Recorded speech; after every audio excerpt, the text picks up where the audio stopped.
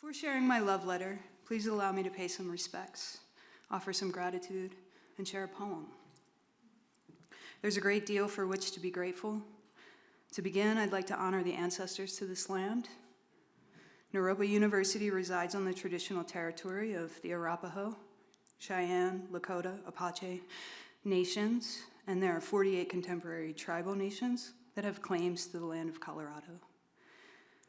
I'd also like to respectfully acknowledge the enslaved people, primarily of African descent, who provided exploited labor on which this country was built, with little to no recognition. Today we are indebted to their labor and the labor of many BIPOC that continue to work in the shadows for our collective benefit. I am indebted to countless unseen laborers upon whose work I depend to sustain myself. While land and labor acknowledgements are vital, this practice is superficial and performative unless we do the work of opening ourselves to the wisdom and insight of those different from ourselves. May we aspire to build trusting and reparative relationships that amplify voices of Black, Indigenous, and people of color in efforts to issue forth planetary healing, justice, and equity practices. I'd like to thank the Lenz Foundation and the Ladybug Foundations, whose philanthropic gifts have made it possible for the Lenz Foundation Joanna Macy Residential Fellowship to exist. I'd like to acknowledge and express my gratitude for this opportunity to Mission Culture and Inclusive Community and the whole welcoming team of colleagues who are working tirelessly in the Chestnut House for the cultivation and sustenance of beloved community here at Naropa. Thank you to all of you, each of you, for being here, and for those of you joining me online. I'm so grateful to each of you. And I'd finally like to thank my partner, Deanna Hewlett, who, if you don't know, is with us here tonight, so I'd like to introduce you after this talk. And our beloved canine friend, Lita, both who courageously uprooted their life in order to support me in this astonishing opportunity. I'm so grateful. May anything that arises from my presentation and our conversation today be of benefit to all beings and to the healing of our world. A poem, which foreshadows much of what I will say today.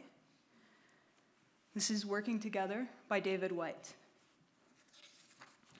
We shape ourselves to fit this world, and by the world are shaped again, the visible and invisible, working together in common cause to produce the miraculous. I'm thinking of the way the intangible air traveled at speed round a shaped wing easily holds our weight. So may we, in this life, trust to those elements we have yet to see or imagine, and look for the true shape of our own self by forming it well to the great intangibles about us. Dear Naropa, some love letters are about the recipient, and others are about the writer. But the point of a love letter, it seems to me, is to celebrate what has happened or is happening in the in-between. Love letters are relational, and this requires me to share a bit of context before I can express what has happened here for me and why I love you. First, allow me to share my social location so that you know a bit of the lived experience from which I speak. I am a white, cisgendered, queer, androgynous woman of European descent. I am able-bodied and likely neurotypical. I've been teaching philosophy for 16 years. My specialization is in ethics and social and political philosophy, which I think includes environmental philosophy. It is still a bit of a mystery how I ended up here 7 months ago, but I've been an admirer of Naropa since I first considered college 30 years ago, and it astonishes me that I have been given this wonderful opportunity. I have been given the open space to determine what to focus on in this public lecture, a gesture which is both lovely and full of potential, and terrifying given the lack of boundaries. I study boundaries and the lack thereof. I also study ideologies and lived experience that results from the ideological and actual prisons we create for one another and often find ourselves in. I would like to talk about this openly and transparently, but I am reluctant because of this. So I'm going to talk about this, and perhaps you will be able to infer what I think about this.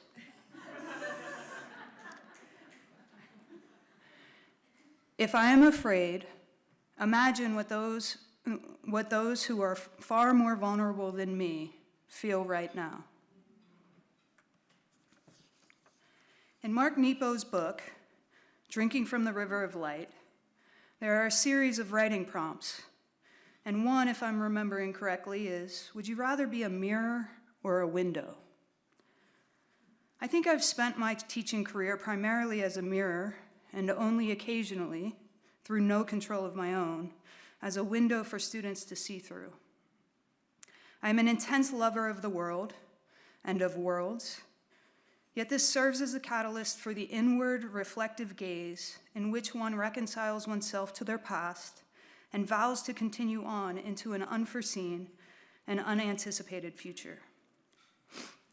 I solve the mirror-window dilemma by identifying the reality that when light is angled correctly in relation to an observer, windows become mirrors.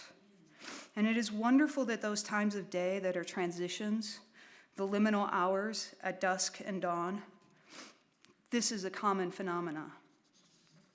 These are the hours of meditation and reflection in my life and practice. And the owl of Minerva flies at dusk, as the Hegelian adage goes. Reflection is the modus operandi of the philosopher. Nevertheless, I think this year, measured in tree rings, is likely the broadest growth for me in over a decade. In what follows, I attempt to weave together insights to offer at least a mirror, if not a window, for you to see yourself through. In preparation for this lecture, I revisited a conversation held in Naropa's first year. It was a panel discussion with Chogyam Trungpa Rinpoche, Ram Dass, John Baker, Jim Green, and Duncan Campbell around the notion of ego and personal identification. The participants discuss Eastern and Western approaches to the ego and encourage moving beyond such dualities and concepts. The panelists are questioned about an old stereotype of meditators being passive, and Ram Dass even references whether he should be more like Allen Ginsberg, actively engaged rather than on retreat. He settles his conscience by acknowledging that we require contemplative solitude in order to be of service in the world.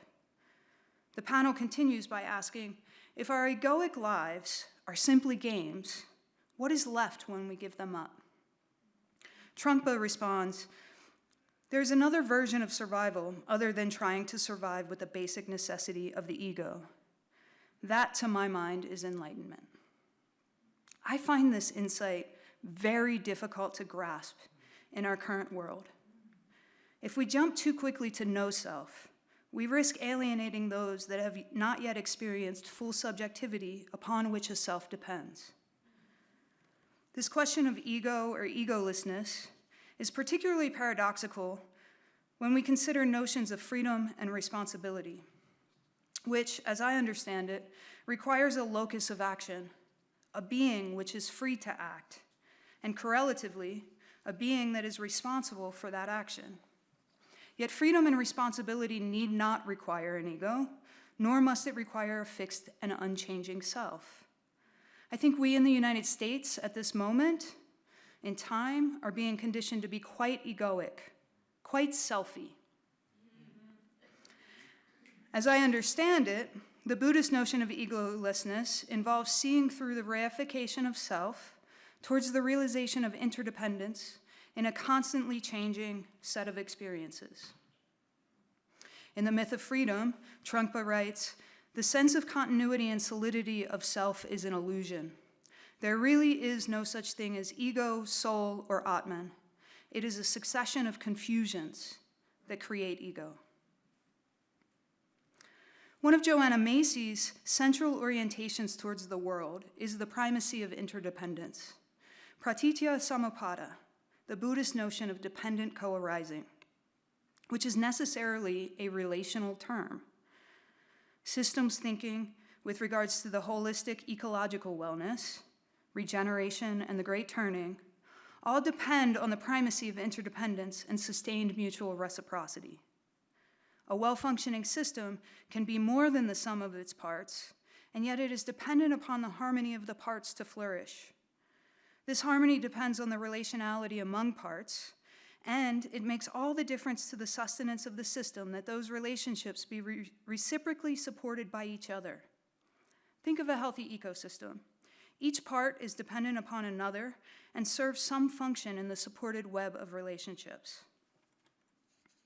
In her essay, Greening of the Self, Macy writes, "The self is a metaphoric construct for our identity and agency, the hypothetical piece of turf on which we construct our strategies for survival, the notion around which we focus our instincts for self-preservation, our needs for self-approval, and the boundaries of our self-interest." Macy encourages the expansion of the self as the recognition of no self. She recalls a conversation with John Seed in which he explains, "I try to remember that it's not me, John Seed, trying to protect the rainforest. Rather, I am part of the rainforest protecting itself. I am the part that has recently emerged into human thinking." Macy continues, "This is what I mean by the greening of the self. It involves a combining of the mystical with the pragmatic, transcending separateness, alienation, and fragmentation. It is a shift that Seed himself calls a spiritual change, generating a sense of profound interconnectedness with all life." I think this is a radical reformation of what it means to be an acting agent in the world. Indeed, I suspect that this requires a complete reversal of what we think of when we conceive of ourselves. My experience here at Naropa has given me the opportunity to experience some of this revisioning.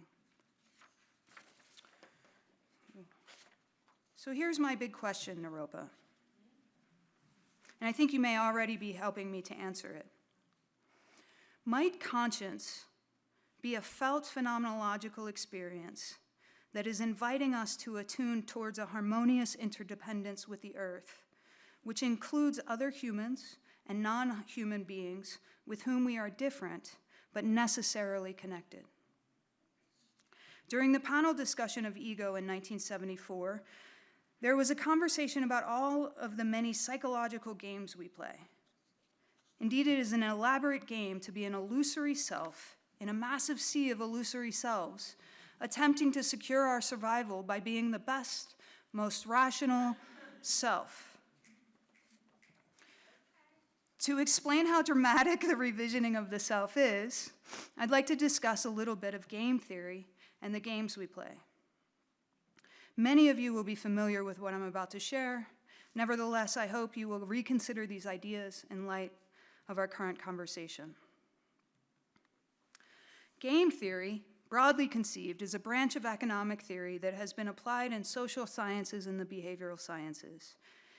It studies the strategic decision-making where outcomes depend on interactions between rational players aiming to maximize their payoffs. Some of the early theoretical advances concern collaborative games, but most pit players against one another, given the definition of rationality employed by economists and evolutionary biologists. You may be familiar with some of the theorists in this tradition, such as John von Neumann, Oscar Morgenstern, John Nash. 15 game theorists have won the Nobel Prize in Economics as of 2020. A particular extension of game theory became popular following Garrett Hardin's essay in 1968 in Science magazine, titled "The Tragedy of the Commons."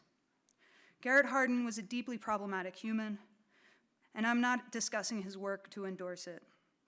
On the contrary, I think a great many people are playing his game, and I think this is a mistake, a grave and serious mistake in our current polycrisis, which is founded on the illusion of the reification of self. It is a mistake that is the context in which Naropa was founded and has lived its entire existence. It makes up part of the culture that Naropa has been countering all along. In his essay, Hardin applies the game theoretical framework of rational actors strategizing to maximize their payoff to illustrate how individuals, acting in self-interest, overexploit shared resources, for example, grazing land, fisheries, etc. And this leads to collective depletion, despite knowing that there are worse long-term outcomes for all. These problems are known as commons problems, and a good many of our environmental problems are these kinds of problems. Commons problems are related to free rider problems and to prisoners' dilemmas because all involve individuals acting in self-interest, leading to suboptimal outcomes for the group. Each demonstrate that assuming the self-interest of others leads to a failure of collaborative potentialities. I draw your attention to this because of my personal interest in the illusory and actual prisons we create for ourselves and one another. And incidentally, one of the highlights of my career thus far has been teaching prisoner dilemmas to prisoners, who in fact were quite savvy in figuring out the mutual collaboration necessary to solve the dilemma. In Coming Back to Life, Joanna, Macy, and Molly Brown explain that the tragedy of the commons occurs when a community consumes a common resource too fast for regeneration to occur. In such situations, people must choose between restricting their own consumption for the good of the community or continuing to consume at a rate that satisfies their immediate self-interest and leads to eventual losses for all. A commons is a non-excludable resource by definition. If someone has access to it, anyone does. We share many commons. Besides our public and national parks, we share air, we share water, we share space, we share CO2 levels, etc. And we share all of these with non-human animals and a great many other beings that we rather quickly neglect in the construction of the problem, including the rainforest that is John's seed. Using the example of a communal pasture, Garrett Hardin explains that each herdsman rationally seeks to maximize personal gain by adding more animals to their herd, benefiting fully from the proceeds while sharing the negative impact of overgrazing with others. This logic compels all herdsmen to overexploit the finite resource, ultimately causing its collapse, illustrating how freedom in a commons without regulation leads to societal and environmental ruin. Hence, Hardin argued, regardless of the long-term consequences, in an excessively selfie world, it is rational to maximize one's own payoff, particularly when one assumes that others will act in their own self-interest. This is the part that I think locks us into the tragedy. Even if I'm not particularly self-interested, but I share a space with you, if I assume you will act in your self-interest, it makes sense that I would do the same, because doing so ensures that I'm not left high and dry while you are reaping the benefits of our shared space. If I play this game with you, I too will seek to maximize my own gain, because I know I will suffer from our shared loss because of your self-interest. This is what John Nash called a non-cooperative game, and the Nash equilibrium will not solve this problem. It only compounds it. If you know the other player's strategy, you won't change your strategy. If you know they will be self-interested, it is rational that you would do the same. Hardin was applying game theory to the problem of human overpopulation, but demonstrates that there are many reverse commons problems as well, particularly when a resource is not static. If I'm a corporation that manufactures carpet, for example, it may be expensive to clean the toxic waste from the manufacturing process, a cost that I'd rather not incur.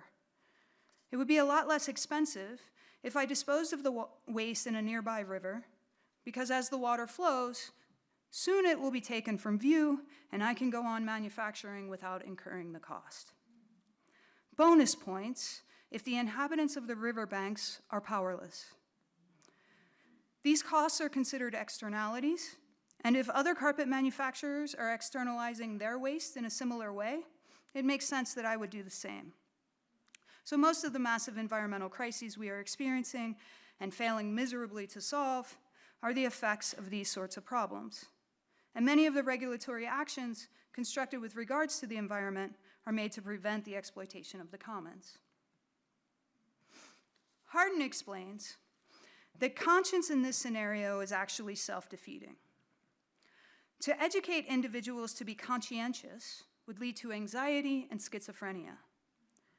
He writes, sooner or later, consciously or unconsciously or subconsciously, he, the conscientious player of the game, senses that he has received two communications and that they are contradictory. The first, the intended communication: if you don't do as we ask, we will openly condemn you for not acting like a responsible citizen. And second, the unintended communication: if you do behave as we ask, we will secretly condemn you for a simpleton who can be shamed into standing aside while the rest of us exploit the commons. He neither questions the problematic pathologization of either mental condition, anxiety and schizophrenia, nor does he suggest that we could avoid playing this game. Hardin argued that there are two ways to solve commons problems: mutual coercion, mutually agreed upon, which is basically regulations, increased fines for the carpet manufacturers for disposing of waste improperly, for example, or private property. If I own the property, I need not negotiate with other rational users. This doesn't work when the commons move as in air or water, but if I have deep pockets or guns, that is rather irrelevant, isn't it? Okay, so you get the picture. 57 years have passed since the publication of this stark construction of a game, and we are still playing this version of the commons game. The majority of environmental protection through conservation or preservation, regulations that increase fines and restrict behavior, or even by constructing markets that are sold to change the incentive, as in CO2 shares, seek to resolve this tragedy. The Paris Climate Accord, for example, is the height of international agreement attempting to change the payoff matrix with regards to the crisis of global climate change. And yet, if I am an islander in Indonesia, it is a woefully inadequate agreement. Trump, as you know, withdrew from the Paris Climate Accord, again, on Inauguration Day, January 20th, 2025. We currently have several more commons. We have digital commons and educational commons, and we have outer space.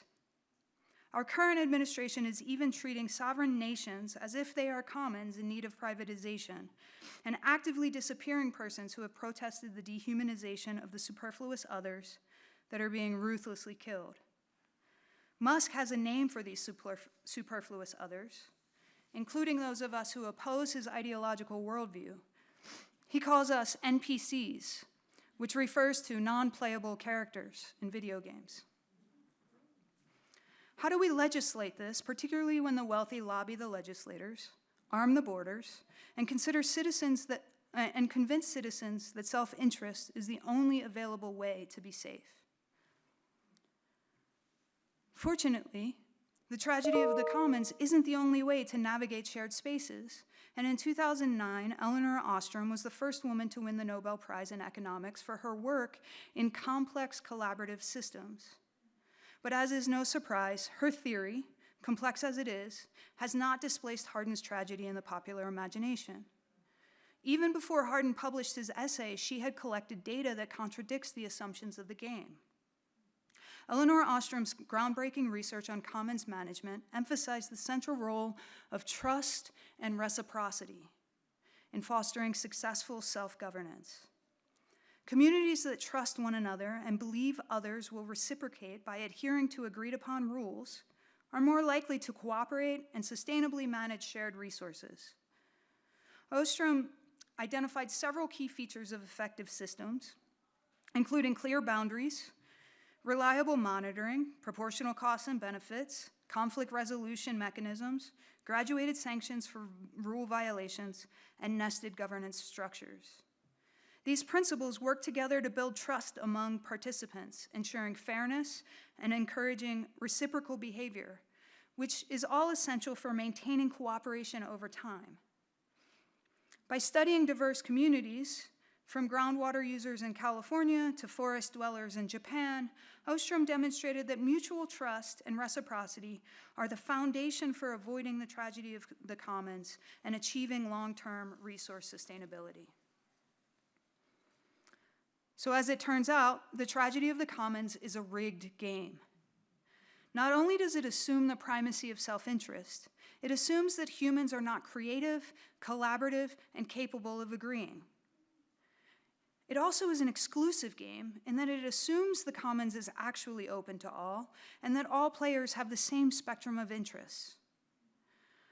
Commons problems could be complex collaboration problems by building shared understanding to tackle problems with no predefined solutions. Simple collaboration problems are easier to solve because the agreement depends on shared interests that benefits all players. So, for example, it doesn't matter to me what side of the road we drive on as long as we all agree.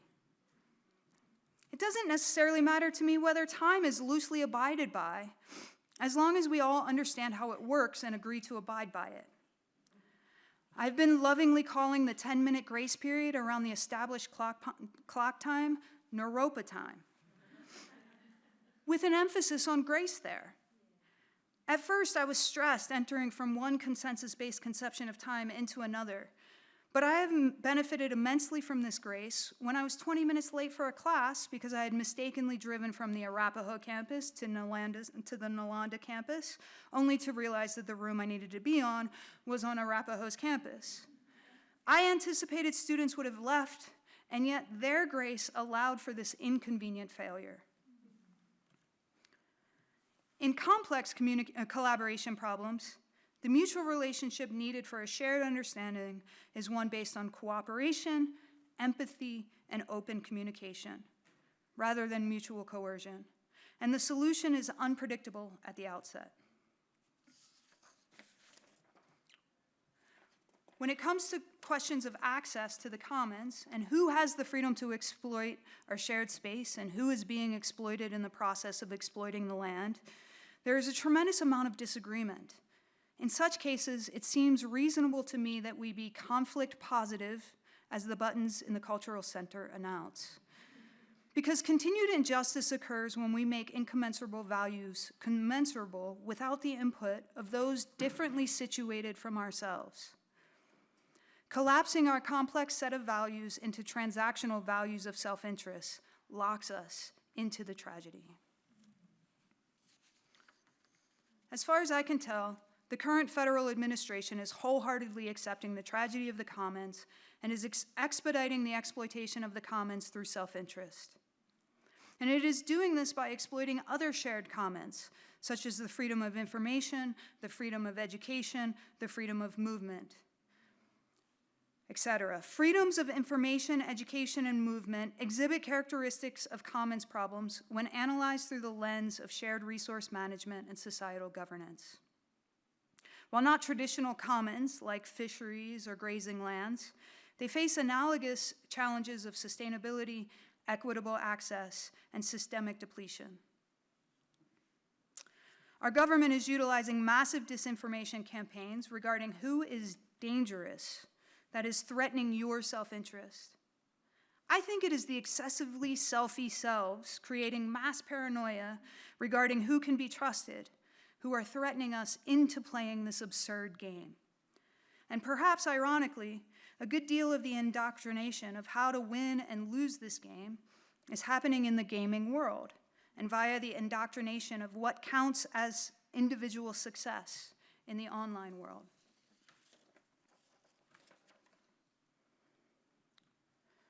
One of the most horrifying elements of a post-COVID world is the sustained breeding ground of totalitarian indoctrination in the online world and the experience of mass loneliness. Loneliness is an alienation for political, social, and cultural life. Hannah Arendt focuses on loneliness in her analysis of the origins of totalitarianism. What prepares men for totalitarian domination in the non-totalitarian world, Arendt argues, is the fact that loneliness, once a borderline experience usually suffered in certain marginal social conditions like old age, has become an everyday experience of the ever-growing masses of our century. She wrote this in 1958. Loneliness is the feeling of being deserted by all human companionship. It is the experience of not belonging to the world at all, which is among the most radical and desperate experiences of man. Without a sense of belonging, one runs the risk of becoming exceptionally selfie and quite insecure in that selfiness, and thereby subject to ideological indoctrination. In this loneliness, the allure of supremacist domination can become a light at the end of the tunnel, particularly for those that are targeted for such a light, as is the case in the dark web channels and even the fully daylit channels of the Fox universe. One of the hallmarks of a patriarchal colonizing strategy is to establish the protector-predator continuum. Every protector needs a predator to protect against. If we construct a they against whom one is protected, the predatory behavior of the protector goes unnoticed, unchecked, and uncriticized. If we are afraid of the 300 students whose visas were revoked because they are, quote, lunatics, in Marco Rubio's words, we might not question the 4 overcrowded detention centers in Florida. You might think that because Naropa is a private institution, this is all irrelevant, because privatization sustains the boundaries necessary for effective collaborative management. Except that we all live in a world in which loved ones are being silenced, harassed, doxxed, disappeared, disposed of, ignored, treated as superfluous. I have spent the last 10 years of my career at one of the explicit universities that this federal administration has targeted, teaching the very things that this administration is censoring. I had an architect of anti-woke propaganda as a colleague in my department who would video record administrative meetings in order to later cut and share clips of how our discussions were advancing the DEI ideological agenda. He argued this because, quote, Western values must be defended. Perhaps you can now understand my fear about speaking publicly about these topics. I bring all of this to your attention because, first, I think it is a feat worth celebrating that this institution has sustained a space that allows for inquiry into wisdom traditions, alternative therapies, eco-psychology, Black futures, etc. And second, because I think it takes an exquisite amount of shared trust to continue surviving, given the kinds of games that are being played at a cultural, national, and international level. By necessity, as an institution, Naropa must, on some level, negotiate with egoic, selfie selves. I think this is a testament to the kind of double bind involved in selling the Arapahoe campus. It has to play to survive in the context in which it finds itself. But perhaps we can also see why marginalized and disenfranchised persons from across the DEI demographic spectrum are leery of decisions made at institutions that must play this game. It is understandable that those marginalized due to systemic inequities would be suspicious of any educational system that is involved in playing this game. This is compounded when you consider how the US public education system has been repeatedly shown to be inadequate to meet the needs of the most vulnerable students. Simply ignoring one's difference and inviting the marginalized into sameness does not alleviate distrust. In education, philosophers have described this approach to history and knowledge as the production of ignorance. And let's be real, I'm not going to trust you if you do not allow me to appear as I am.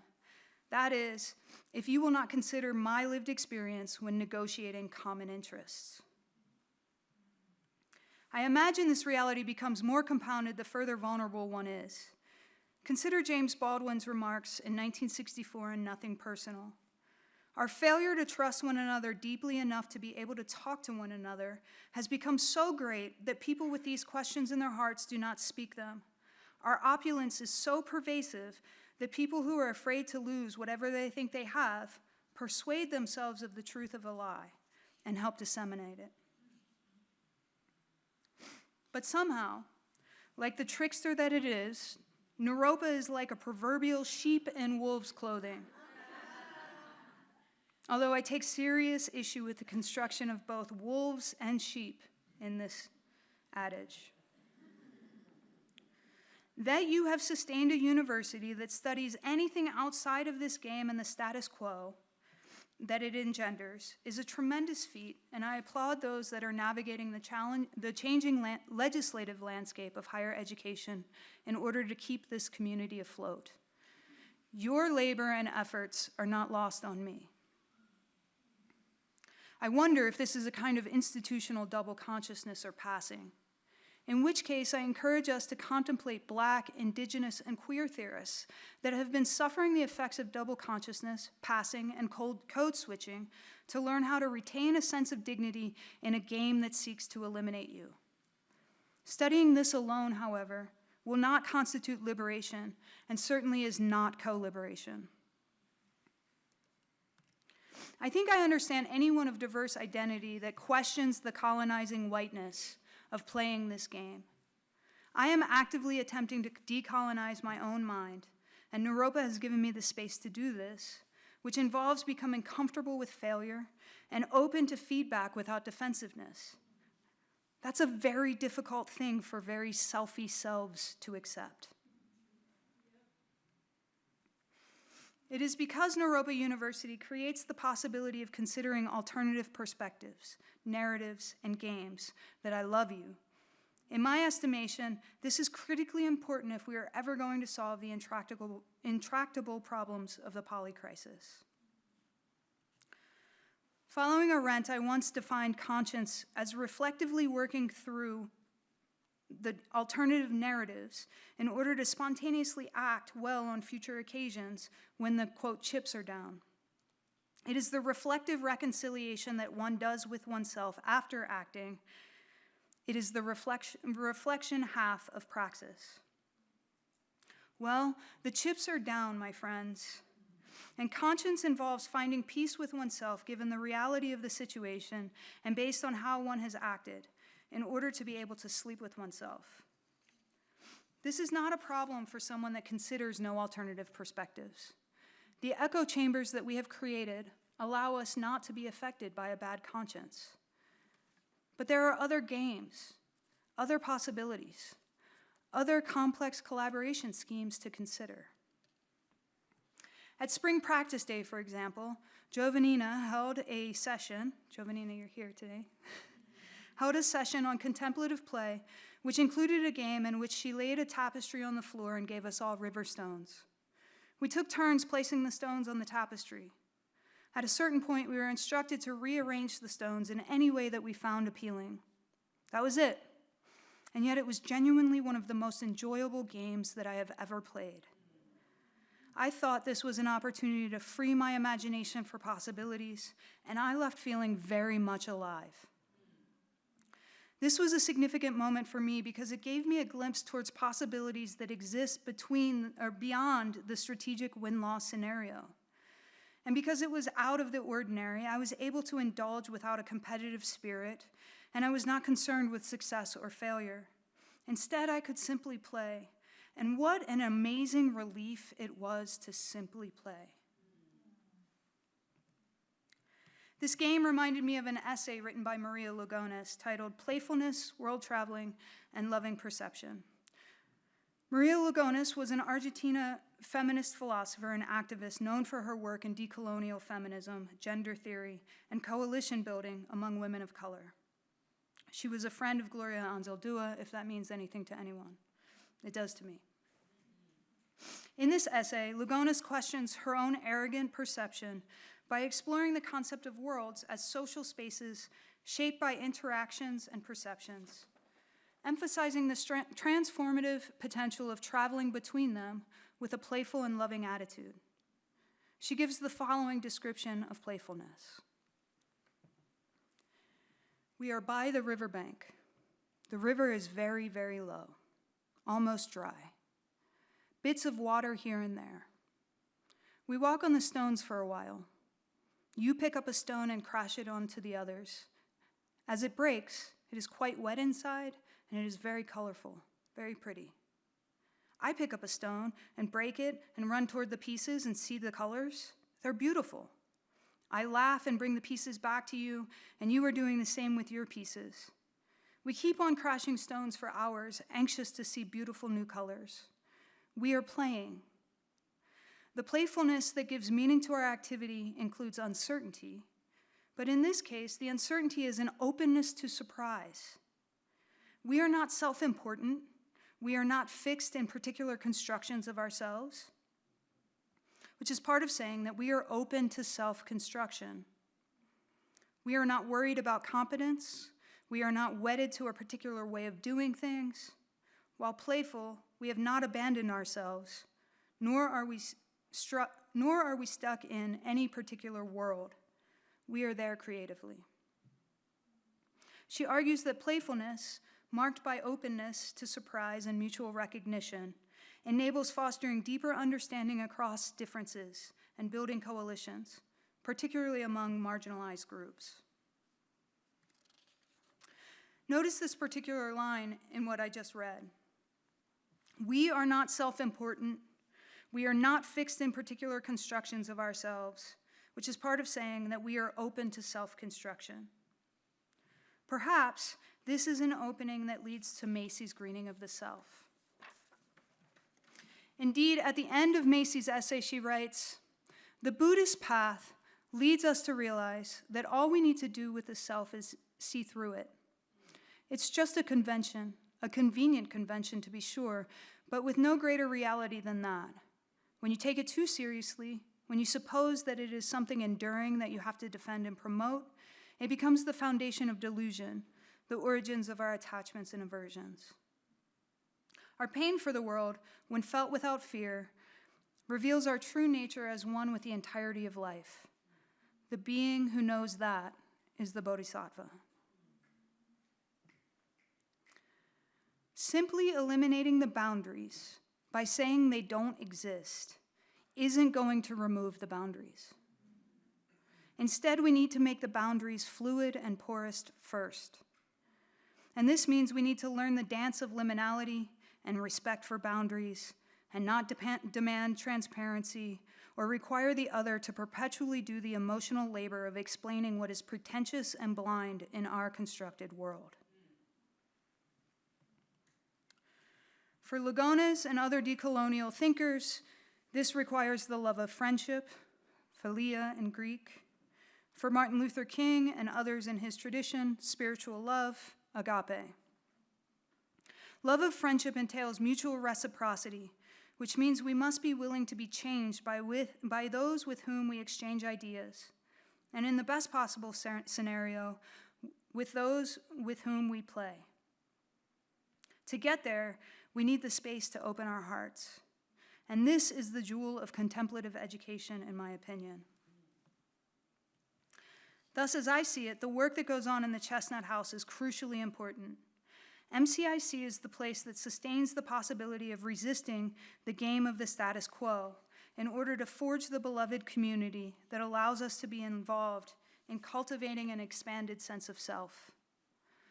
The greening of the self is no self, but to get there, we must invite others in to challenge our narrow perspective. In our current macroscopic landscape, this work, In our current macroscopic landscape, this work needs to be fiercely defended. In Maitri class this week, Carla Burns led us through a loving kindness meditation, and I was struck by how vital it is to be safe. Safety is required for the opening of the heart and attunement with interdependence. As Naropa embraces its most recent I Ching reading, and begins to go underground in order to sustain itself at the deep well, may I suggest a possibility discussed by the self-described Black woman intellectual revolutionary activist Bell Hooks as an exemplar in resisting the imperialist, white, supremacist, capitalist patriarchy. In her text, Yearning, Race, Gender, and Cultural Politics, Hooks describes the work of Black women who created Home Place. She writes, historically, African American people believe that the construction of a home place, however fragile and tenuous, the slave hut, the wooden shack, had a radical political dimension. Despite the brutal reality of racial apartheid, of domination, one's home place was the one site where one could freely confront the issue of humanization, where one could resist. Black women resisted by making homes where all Black people could strive to be subjects, not objects, where we could be affirmed in our minds and hearts despite poverty, hardship, and deprivation, where we could restore ourselves to the dignity denied us on the outside in the public world. To define resistance, Hooks quotes Thich Nhat Hanh. Resistance at root must mean more than resistance against war. It is a resistance against all kinds of things that are like war. So perhaps resistance means opposition to being invaded, occupied, assaulted, and destroyed by the system. The purpose of resistance here is to seek the healing of yourself in order to be able to see clearly. For those of us raised in a culture influenced by the primacy of self-interest, much of this kind of resistance needs the space of the cushion to see. The next 4 years of our country might require that this home place be resurrected and secured in secrecy. Home place is not co-liberation, but it may be necessary to sustain Naropa in its 6th decade. At a root level, the great turning depends on resisting the tyrant in our own minds and the devaluation of the primacy of the self in games of self-interest. Because of my studies in social and political theory, I've long thought that a just political system is one that tends to the needs of the most vulnerable among us first. Usually, because of my whiteness and my level of education, I am not the most vulnerable in a social or political space. So that requires that I decenter myself, ironic as that is to say in this moment. But it requires that I decenter myself in conversations and really listen to the feedback that I'm getting from those differently situated than myself. I am repeatedly learning the failures of my own latent, arrogant perception. But during my time here, I've realized that when I am alone, if I tend to the most vulnerable parts of myself first, I am better resourced to tend to the needs of others in our shared world. My loneliness has been transformed into friendship with myself and many of you, and in solitude I have learned to resource myself to continue the work of resistance in public. In sharing these insights about tending to the needs of the most vulnerable, a Naropa student coined the phrase systemic triaging. I think in times of crisis, systemic triaging is necessary. Again, in Nothing Personal, James Baldwin wrote, "The longer I live, the more deeply I learn that love, whether we call it friendship or family or romance, is the work of mirroring and magnifying each other's light. Gentle work, steadfast work, life-saving work in those moments when life and shame and sorrow occlude our own light from our view. But there is still a clear-eyed, loving person to beam it back. In our best moments, we are that for another." Many of you have been this person for me, Naropa, and I hope that I've reflected back your gentle and loving light. As we move forward into this unprecedented future, may we do so with an awareness of the precarity of those most vulnerable among us. May we create the world in which we are safe and free from suffering, and may we restore the trust needed to creatively cultivate a shared common good. For providing me the safety and space to think through all of this, I love you. and I am swimming in gratitude. Thank you. And if you'll allow it, I'd like to read that opening poem once again. We shape ourselves to fit this world, and by the world are shaped again. The visible and the invisible working together in common cause to produce the miraculous. I am thinking of the way the intangible air traveled at speed round a shaped wing easily holds our weight.